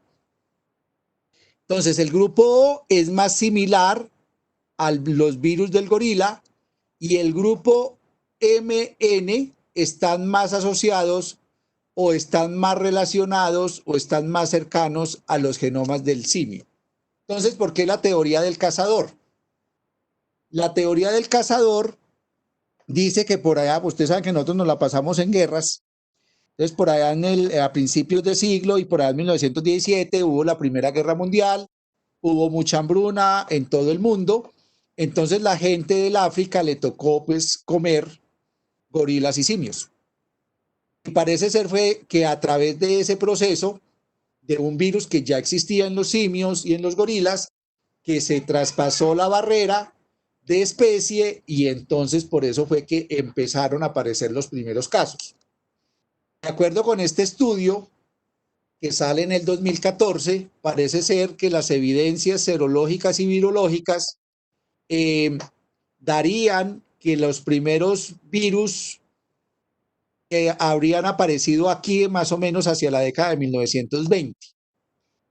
Y a partir de esta región, a través de los ríos, la gente empezaba a viajar por los ríos, entonces empezó a regarse a diferentes regiones del África. Y ya a través de esta ruta, digamos, también ya por el tren y todo eso, entonces ya llega a las costas y ya se empieza a repartir por todo el mundo. Recuerden además que en esa época, a principios del siglo, pues la principal potencia era Inglaterra, entonces ellos tenían unas colonias por allá en el África, entonces parece ser que a partir de ahí ya llegó a Europa y se siguió repartiendo en el resto del mundo. Y si ustedes ven, esto es una escala muy corta de tiempo, de 1920 a 1961, que es donde ya parece ser que en la década del 60 es donde ya se empieza a regar el virus por todo el mundo y ya estamos en la situación del 2020, donde llevamos 60 años, donde ya tenemos una pandemia de VIH con una gran cantidad de personas infectadas. Esta era la que yo les decía a ustedes, que quería que ustedes vieran los diferentes grupos. Entonces, recuerden, tenemos unos grupos, el M, el N, el O. Han evidenciado un nuevo grupo que es el P, pero que está todavía muy confinado en el África. Y cómo están más o menos repartidos en el mundo. Entonces, lo que está más oscuro es donde más hay. Entonces, como decía el compañero, el grupo B es el que más repartido está en el mundo y que tuviéramos más en América. El grupo A pues está más hacia esta parte de Oriente. El grupo C por aquí en el África y así sucesivamente. Y aquí entonces empiezan a aparecer las famosas formas recirculantes recombinantes que empiezan a aparecer en diferentes partes del mundo, que le decía que era esa mezcla entre varios virus, y empiezan a aparecer entonces unas nuevas formas recombinantes únicas que después, cuando se reparten por todo el mundo, empiezan a aparecer como formas recirculantes recombinantes. Entonces, esa es la variabilidad genética. Miren esta tan bonita, pues bonita pues me parece por la cantidad de formas recirculantes recombinantes que se han encontrado en Cuba, en Brasil, aquí en África. Entonces, tenemos una diversidad genética muy grande y esto dificulta mucho que se pueda hacer una vacuna que logre controlar todas estas formas recombinantes, porque todas estas formas recombinantes de alguna forma tienen mutaciones en proteínas, y tener una proteína única que no mute y que logre que produzca anticuerpos protectores y que proteja contra todo el mundo es muy complejo de poderlo tener. Entonces, por eso es que el desarrollo de la vacuna ha sido muy complicado, ¿cierto? Porque hay una diversidad muy alta del virus y esa diversidad se debe a las diferentes rutas de transmisión, a los diferentes progresos de la enfermedad en cada una de las personas, a la resistencia a los antirretrovirales, a la respuesta al tratamiento. Eso no lo habíamos tratado. Hay algunas personas que no toleran el tratamiento, es un tratamiento muy fuerte. Recuerden ustedes que como estos son antivirales, el antiviral tiene que entrar a la célula, entonces estos antivirales siempre van a ser tóxicos. De alguna manera van a ser tóxicos, porque tienen que entrar a la célula para poder eliminar el virus. Entonces muchas personas no toleran la respuesta. Otra cosa importante es que no en todos los sitios del mundo se puede hacer medición de carga viral. Entonces, son pacientes que pueden tener cargas virales altas y pueden generar mayor diversidad y pueden repartir, digámoslo así, regar esas formas diversas del VIH. Entonces, conseguir una vacuna no es fácil y obviamente el escape y la respuesta inmune, que es todos los virus lo hacen pues para evitar de que sean eliminados. Esto a mí me parece muy importante que ustedes lo tengan allí. Esto se sacó de Unicida. Es importante porque a pesar de todo, hay como buenas noticias. Hemos logrado disminuir la cantidad de personas infectadas, enfermas y de muertes. Entonces, esto fue para más o menos el 2018. Eran los datos más, digamos, más cercanos que teníamos. Habían 37.9 millones de habitantes infectados por VIH. Gran parte de esos infectados están en el África. pero eso es casi la población de Colombia. Nosotros somos 45 millones, 48 más o menos, son 10 milloncitos más en Colombia. O sea, haga de cuenta como mayor población que Ecuador y que muchos otros países relativamente pequeños y probablemente, por ejemplo, todo lo de Centroamérica es mayor la población de VIH. Bueno, pero aún así se ha bajado el 16% desde que comenzó la pandemia hasta el 2010, se ha disminuido esa curva de infección en un 16%. El nuevo el diagnóstico, digamos que los nuevos diagnosticados han disminuido en un 37%, las muertes han disminuido en un 33%, para el 2010 33% y para el 2000 disminuyó un 45%. O sea que hemos avanzado mucho en ese proceso. Como les decía, entonces hay 37.9 millones de personas infectadas, personas nuevas infectadas en el 2018, 1.7 millones, aún así todavía seguimos teniendo mucha cantidad de personas infectadas, que puede ir de 1.4 a 2.3, y los muertos 770.000 en el mundo. Los adultos representan el 36.2 millones, de los cuales nuevos infectados 1.6 millones y muertes 670.000, y este que es el que a mí me parece más horrible, los niños, 1.7 millones de niños infectados, nuevos niños infectados en el mundo 160.000 y mortalidad de 100.000 para el 2018. Entonces, esto todavía, esta transmisión madre-hijo sigue estando presente, que es una forma prevenible de infección, o sea, se puede evitar, es evitable esa infección, pero ahí dependemos de que haya un buen acceso a los sistemas de salud y para que pues, no se sigan infectando los niños. Esto es para mostrarles simplemente cómo ha ido disminuyendo desde que aparecen los primeros casos reportados en la década del 80-90 y cómo ha disminuido este proceso de nuevos infectados y de la mortalidad. Miren que por aquí hacia 1996 teníamos un pico alto y después del 96, después de que aparece Unicida, después de que aparecen los tratamientos con múltiples drogas, medicamentos, perdón, entonces empieza a disminuir la tendencia. Bueno. Esto es más o menos la cantidad de personas en el mundo. Miren que la mayor cantidad de personas infectadas está en el África. Nosotros tenemos 3.5 millones de personas infectadas, que eso equivale más o menos a la población de el Quindío. Imagínate que tiene 500.000, todo el Quindío.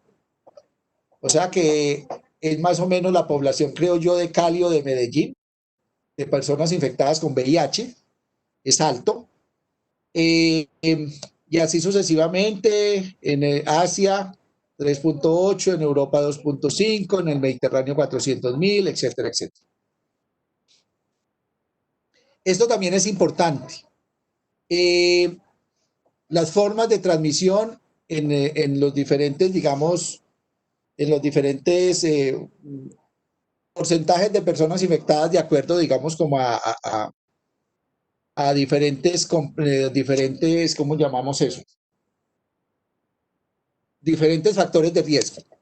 Los trabajadores sexuales tienen un 6% de infección, pues representan de toda la población el 6% de infección. Las personas que se inyectan drogas, mire, 12%.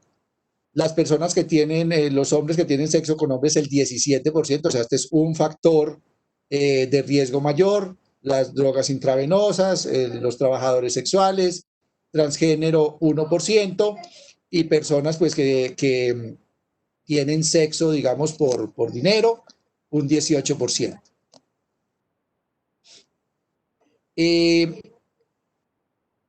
¿Cuántas veces es el riesgo más de adquirir la enfermedad?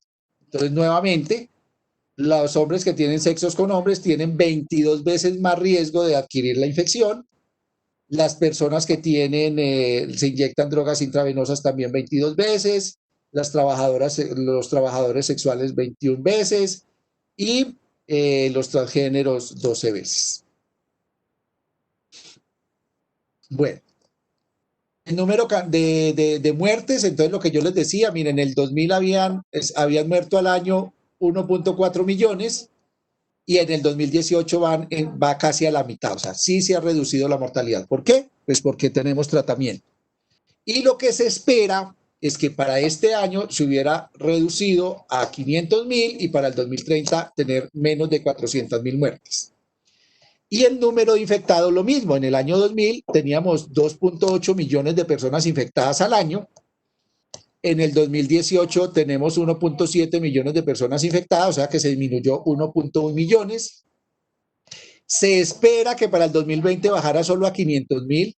Quién sabe ahora con la pandemia si esto se pueda lograr. Y se espera que para el 2030 sean menor de 200.000. Es una meta muy larga, pero si se siguen con todos los elementos de educación, de autocuidado, de quererse a uno mismo, de saber de que el que se tiene que cuidar soy yo, o sea, es la misma situación que estamos viviendo ahora con el coronavirus. ¿Por qué tenemos un aumento en los casos de coronavirus en el departamento? Porque la gente no está haciendo autocontrol de sí misma. Y en el VIH con más veras. O sea, lo único que usted tiene en su vida es su vida. Y en la única situación de la vida donde usted entrega su cuerpo a otra persona es en una relación sexual. No hay otra situación donde eso suceda. Entonces, ¿quién se tiene que cuidar? Cada uno de nosotros. ¿Cómo? Sabiendo elegir la persona que tiene. Segundo, mirando que esa persona sí me conviene o no. Y tercero, si voy a tener relaciones sexuales, pues protegerme lo que más se pueda.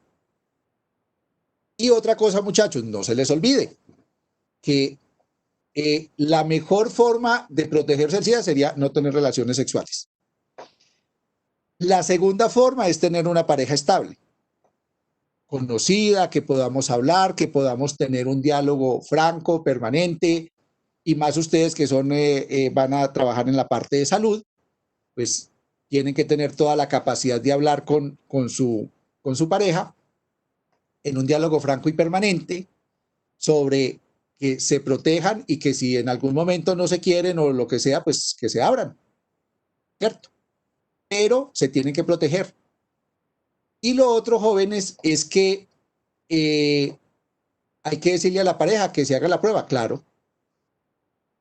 Eso toca, porque ¿qué vamos a hacer? Si no nos hacemos la prueba, ¿cómo sabemos si estamos infectados o no?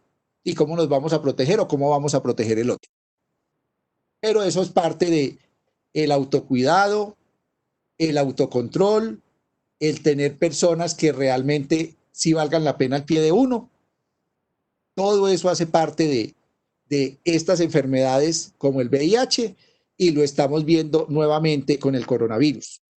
Las personas que no se cuidan es porque no se quieren a ellas mismas y pues mucho menos van a querer a los demás. Entonces por eso es que llegamos, como dicen por ahí, pagan justos por pecadores, porque yo me cuido, pero el otro no se cuida y me traen la enfermedad. ¿Por qué se están presentando los mayores casos ahora en el coronavirus? Porque los abuelitos se están cuidando en la casa, pero allá llegan los nietos, llegan los hijos, llega Raimundo y todo el mundo y no los cuidan. ¿Por qué? Porque si usted en su casa se está cuidando y va y visita a su abuelito, no hay ningún problema, pero si usted está en la calle y usted está por ahí haciendo lo que no debía hacer y después va a visitar a su abuelito, pues va y le lleva la enfermedad ya. Eso está pasando y lo mismo sucede con el VIH. Entonces, es una situación de que ustedes como jóvenes que son, tienen que quererse a sí mismos, tratar de buscar personas que les valgan la pena, que estén con ustedes realmente porque quieren el bienestar suyo. Cuando uno busca una pareja, no es para vivir maluco, sino para vivir bueno. O sea, que entre los dos podamos mejorarnos, podamos salir adelante, podamos apoyarnos. Para eso es una relación de pareja. Pero como a nosotros la sociedad nos está vendiendo de que tenemos que ser libres y que tenemos que tener una sexualidad libre, por ahí leía en semana que los jóvenes de ahora quieren una sexualidad libre, pues esa sexualidad libre lo que los va a llevar es a que se infecten con VIH, porque esa sexualidad libre es que yo no amo a nadie y tengo relaciones con el que quiera y resulta que eso es lo que nos vende la sociedad y eso es lo que nos va a llevar a que se nos aumente el VIH y eso es lo que nos va a llevar a que se nos aumenten las demás enfermedades, que en este momento todo está disparado. Nos volvió a aparecer la sífilis, volvemos a tener un pico de Neisseria, etcétera, etcétera. Entonces, no se dejen tampoco convencer solo por la sociedad. Tenemos que cuidarlos. Bueno, seguimos. Esto es otra cosa bien interesante. ¿Por qué hemos disminuido la cantidad de muertes? Pues porque en el 2000 solo 0.6 millones, o sea, 500.000 personas recibían tratamiento. En el 2020 se espera que 30 millones reciban tratamiento y en el 2018 23 millones 300 ya recibían tratamiento. O sea, se aumentó el acceso a los tratamientos en los pacientes infectados con VIH. ¿Eso qué ha hecho? Que la persona pueda vivir más tiempo y por eso se nos han disminuido casi a la mitad la mortalidad del VIH. Por eso es muy importante tener un sistema de salud que pueda, salvaguardar la vida y dar los tratamientos adecuados. Bueno, entonces pues aquí es más o menos lo mismo, como en el 2000 solo el 2% de las personas tenían acceso al tratamiento, y en el 2018 ya el 62%. El ideal es poder llegar casi al 100%. Bueno. ¿Qué es el VIH? Esta es una figurita del VIH. Es un virus envuelto. ¿De dónde toma la envoltura? De la membrana celular de la célula que infecta. Linfocito, monocito.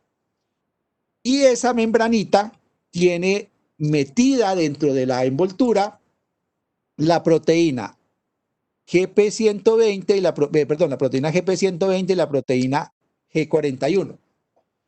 Este sería el receptor del virus y puede tener ancladas otras proteínas propias de la membrana de donde sale.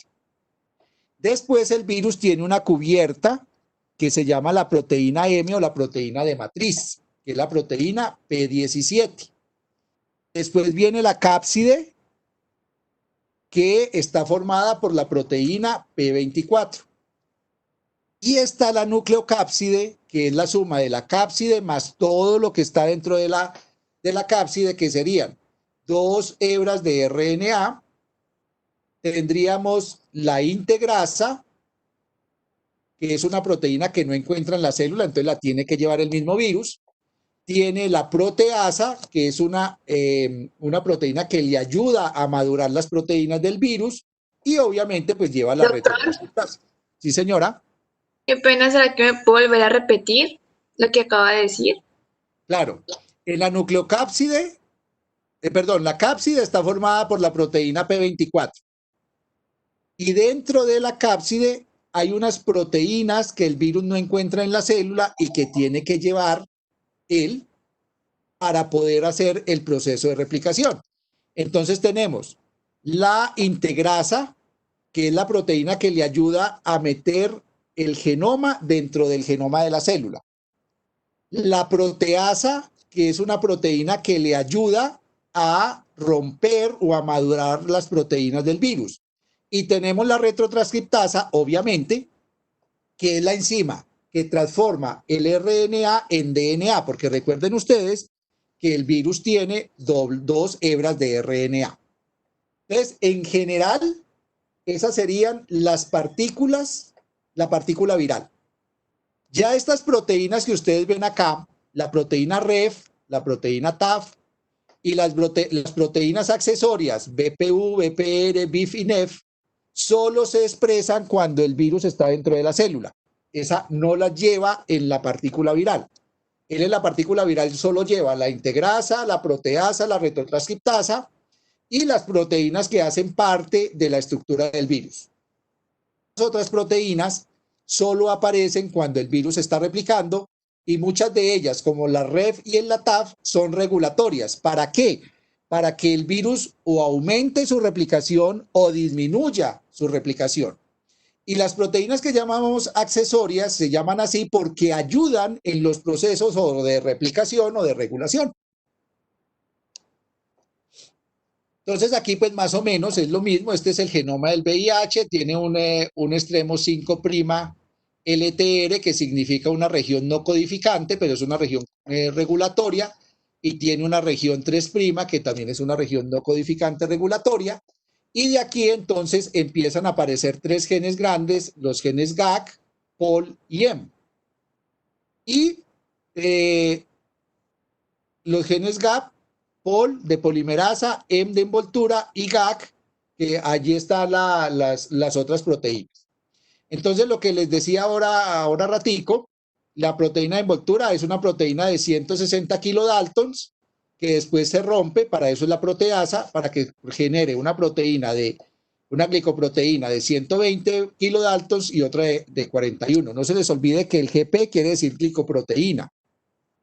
Y glicoproteína significa que es una proteína que tiene carbohidratos, o sea, que es una proteína compleja.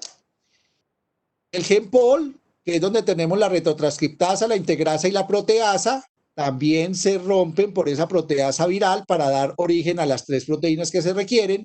Y entre el gen POL y el M aparece la proteína BPR, ¿sí? Y la proteína REF. Y también aparece la proteína BPU, que es la que da origen a la TAF y al NEF. Bueno, esto que ustedes ven aquí tan bonito es el ciclo del virus. El ciclo es un ciclo complejo.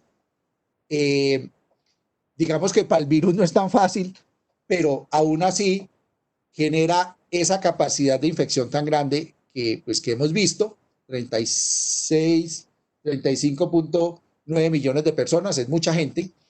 Entonces, ¿cómo entra el virus? Entonces, aquí tenemos una célula, un linfocito T o un monocito, y entonces la proteína GP120, que es aquí como el bomboncito, la parte redonda, se une al receptor, ¿cierto? Y al unirse al receptor hace que la proteína GP41 cambie de conformación. Ella es así como vertical y se vuelve horizontal. ¿Para qué? Para acercar la membrana del virus con la membrana de la célula.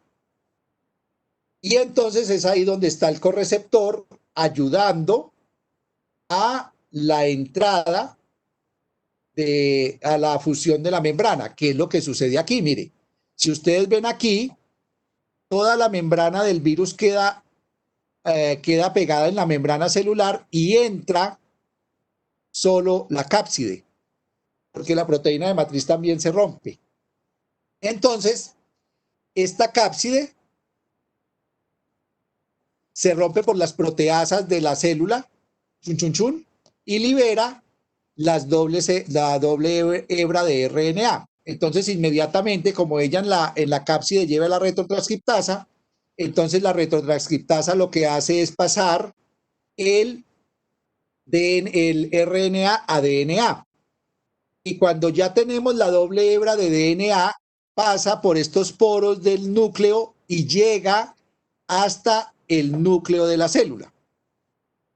Cuando está dentro del núcleo de la célula pueden suceder varias cosas, o una de ellas es la integrasa, o sea, ese DNA que se generó a partir del virus se integra dentro del genoma de la célula. Entonces aquí pueden ver ustedes la integrasa. Y entonces, a partir del genoma de la célula pueden aparecer o pueden suceder varias cosas. Pueden aparecer las proteínas regulatorias.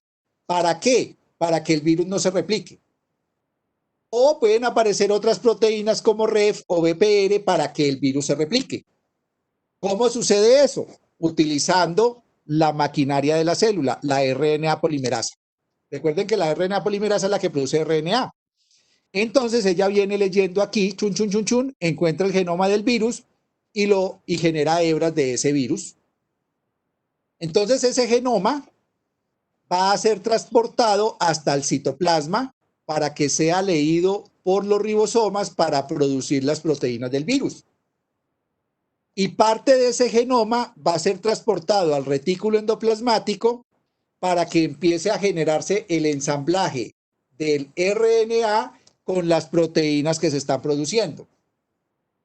Y se empieza a ensamblar el virus. Y después entonces sigue esta ruta en la cual ya se ha ensamblado la cápside, se ha ensamblado todas las proteínas, la proteína, la retotranscriptasa, la integrasa, la polimerasa, y llega a la membrana celular donde toma su envoltura. Y vuelve otra vez y comienza el ciclo. Entonces, aquí en esta parte del núcleo hay unas proteínas regulatorias que le dicen al virus, quédese quieto, o le dicen al virus, por favor, póngase las pilas y replíquese. Y esas proteínas accesorias, como la BPR1 y todo eso, están ayudando en los procesos de replicación o en los procesos de transporte entre el núcleo y el citoplasma. Por eso se llaman las proteínas accesorias y ayudan en esos procesos. Bueno, ¿cómo entra el virus?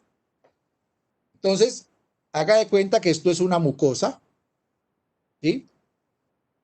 Y esta es una mucosa, digamos que puede ser sana. No, esta es una mucosa enferma, mucosa sana. Entonces, ¿qué es una mucosa enferma y qué es una mucosa sana?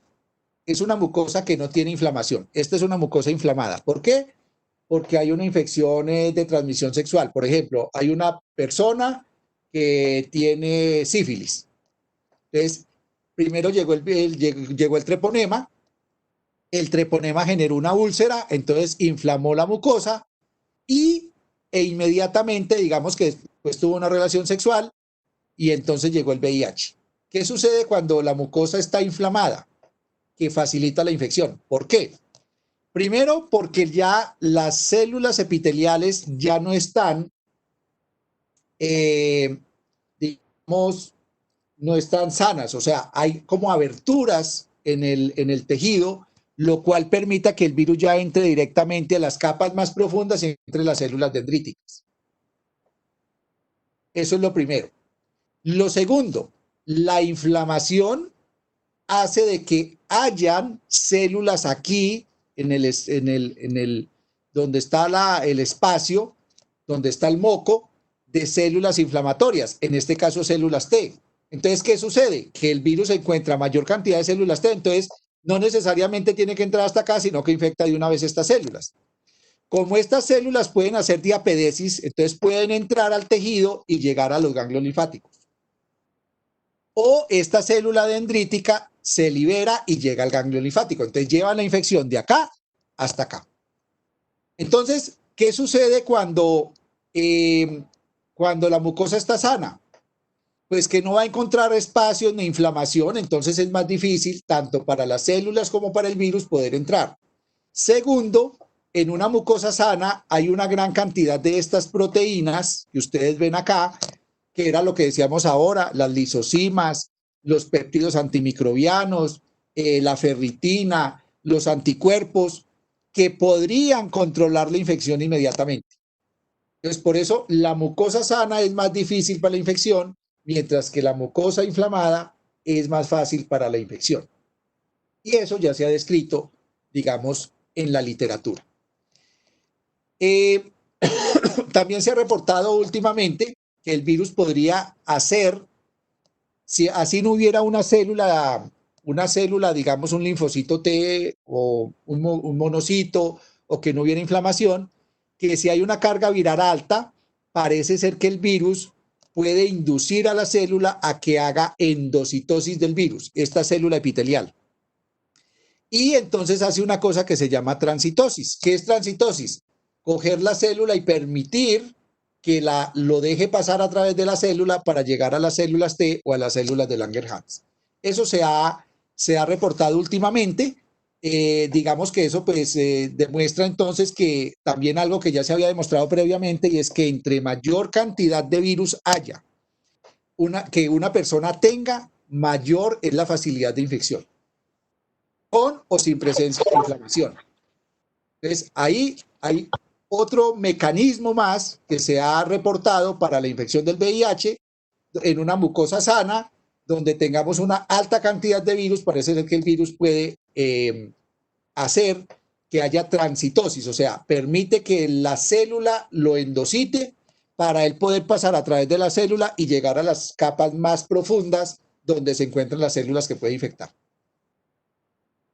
No sé si hay preguntas hasta ahí.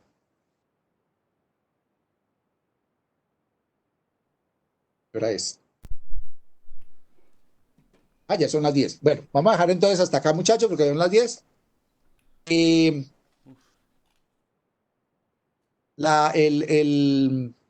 La semana entrante terminamos esta presentación y continuamos con la parte de diagnóstico. Ay, ¿qué pasó? Yo me perdí. Doctor, pregunta Mariana que cuáles eran las proteínas accesorias. Las proteínas accesorias son las proteínas BPR1, la TAF, no, la TAT no. Esas son proteínas regulatorias. La TAT, la NEF y la BIF son proteínas regulatorias. Y las otras, BPR1, BF no sé qué, son las proteínas accesorias que están ayudando en el proceso de replicación del virus. Muchachos, me perdí aquí. Ya volví. Esto está grabado. Lo que no sé si tenga la capacidad de poderles enviar esta grabación, pero se les puede enviar la grabación de la clase, si la quieren. Preguntas, dudas, comentarios. ¿Cómo les pareció la clase? ¿Si les gustó?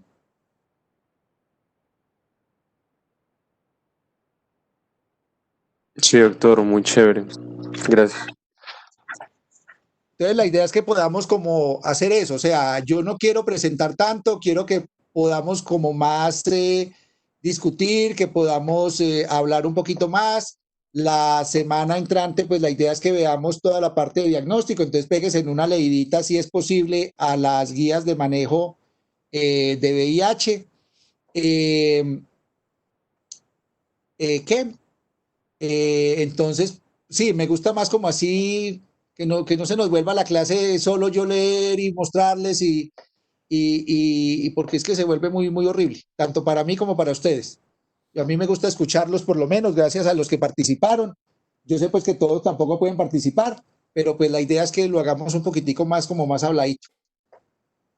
Nos vemos el miércoles si Dios quiere. Si hay dudas o preguntas, entonces el miércoles podemos responder las dudas o preguntas y seguimos y continuamos con el tema. Doctor, una preguntita. Sí, señora. El día que repartieron los grupos, entonces, pues, No lo entiendo, señorita, se les puede acabar por el estudio. doctor, lo que pasa es que yo no pude estar el día que repartieron los grupos, entonces pues me dijeron que hablara con ustedes para ver si me podía incluir en cualquier grupo o si usted me decía en cuál, pues me incluía. Sí, señora, hay más personas, han llegado más que no estén en los grupos. Doctor, la verdad no sé. No, pues hasta ahora, doctor, parece que ya todos Creo que están solo yo. repartidos en grupos. Bueno, ¿y usted dónde quiere estar? No, en cualquiera. No, pues usted no le ha preguntado a los compañeritos. Por eso, o sea, ¿me puede incluir en cualquiera? Sí, sí. Ah, bueno, listo, doctor. Gracias. Doctor, Entonces, por favor, inclúyase y me manda el correíto diciendo, vea, yo quedé en este grupo Bueno, doctor, señor. para poderla anexar. Listo, doctor, gracias. Listo. Bueno, me alegra saludarlos. Gracias, chao. doctor, una Cuénteme. cosita. Lo que pasa es que el grupo mío no aparece en el documento. ¿Cómo? ¿Que en el grupo suyo? El grupo mío no aparece en el documento. O sea, es el grupo 2, pero en el documento que usted nos reenvió no aparece en nuestro grupo.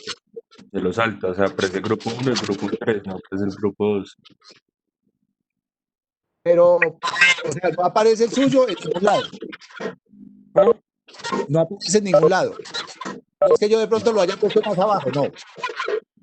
Pues la verdad, en la clase usted sí nos nombró, pero el documento que nos reenvió no está, entonces no sé. Bueno, entonces hágame un favor y también mándeme un correíto diciendo, vean, nosotros somos el grupo 2, pero es que el documento no está, yo los incluyo ahí. Listo, doctor, gracias. Bueno. Doctor, una pregunta. Sí, señor. ¿Usted me puede por favor repetir lo de las proteínas reguladoras y las accesorias?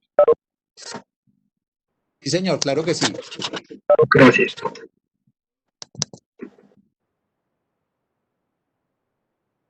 Claro que yo estoy ahí.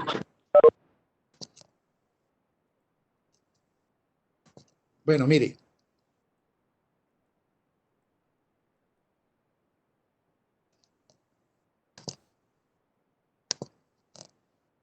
¿Quiere que le dé los nombres o bueno? Recuerde que la estructura viral, el VIH, tiene unas proteínas que hacen parte del virus, que son las proteínas de envoltura, que es la GP120 y la GP41, la proteína de matriz, que es la P17, la proteína de la cápside, que es la proteína P24, y además tiene integrasa, proteasa y retrotranscriptasa. Eso forma la estructura viral. Pero hay unas proteínas que son regulatorias, que son la REP y la TAT. Regulatorias, ¿por qué? Porque son proteínas que regulan el ciclo del virus. Pueden hacer que se active o que se inactive la replicación viral.